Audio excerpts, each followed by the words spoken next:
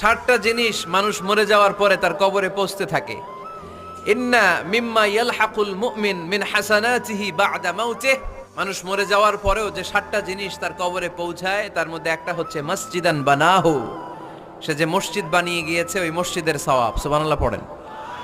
আপনি টাকা দিয়ে মসজিদ বানিয়ে দিলেন, ওই মসজিদে মুসল্লিরা নামাজ পড়ে, রোজাদাররা এসে ওখানে ইফতার খায়, তাহাজ্জুদ আদায়কারীরা তাহাজ্জুদ পড়ে, তাদের সওয়াবের কমতি হবে না, কিন্তু তাদের সওয়াবের একটা পার্সেন্টেজ সওয়াব যে ব্যক্তি মসজিদ বানালো তার আমল নামে আল্লাহ ঢুকিয়ে দেয়। এজন্য বেশি বেশি মসজিদ বানাতে রাজি আছেন?